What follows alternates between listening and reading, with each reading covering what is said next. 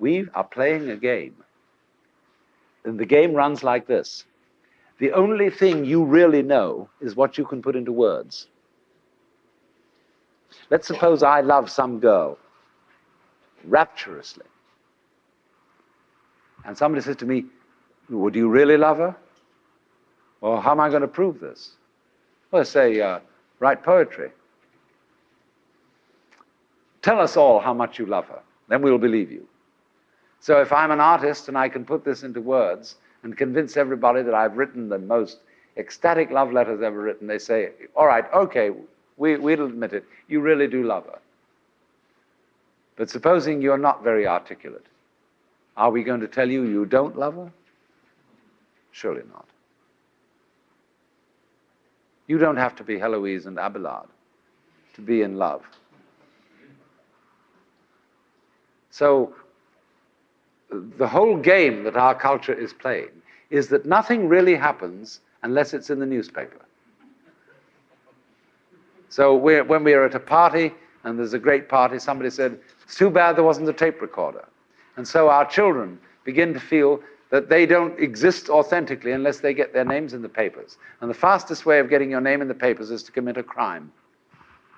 And then you'll be photographed, then you'll appear in court, then everybody will notice you. It really happened if it was recorded. In other words, if you shout and there doesn't come back an echo, it didn't happen. Well, that's a real hang-up.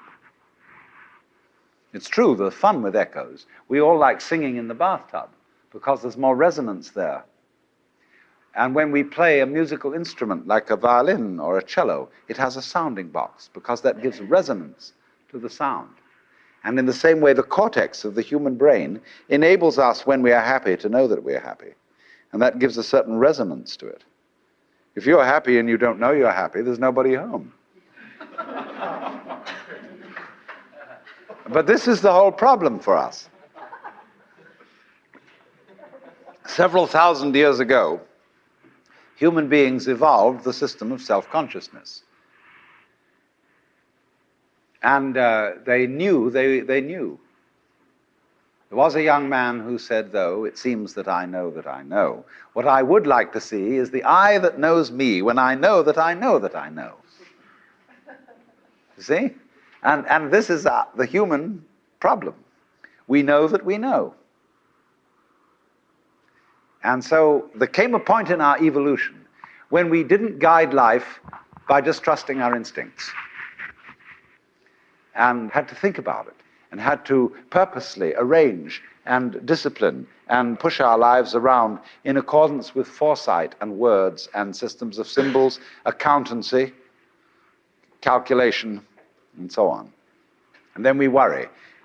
Once you start thinking about things, you worry as to whether you've thought enough.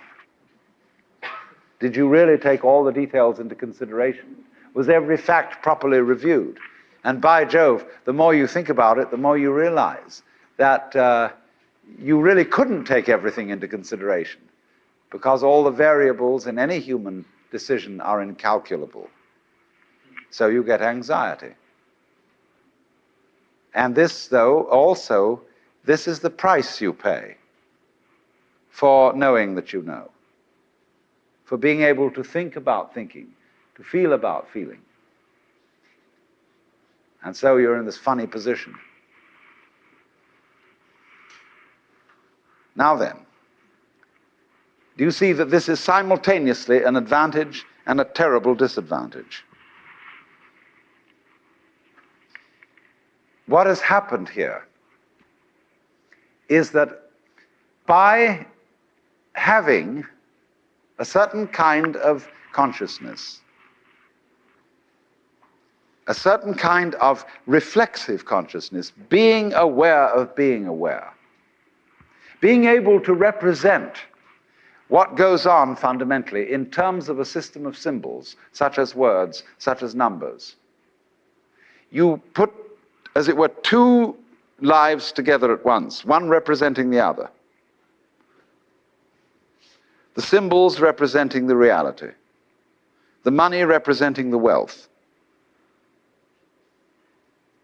And if you don't realize that the symbol is really secondary. It doesn't have the same value. You know, people go to the supermarket and they get a whole cartload of goodies and they drive it through, and then the clerk fixes up the counter and this long tape comes out. And you say, $30, please. And everybody feels depressed. Because they give away $30 worth of paper, but they've got a cartload of goodies. They don't think about that. They think they just lost $30. But you've got the real wealth in the cart. All you parted with was the paper. Because the paper in our system becomes more valuable than the wealth. It represents power, potentiality, whereas the wealth, you think, oh, well, that's just necessary. You've got to eat. I mean, that's to be really mixed up.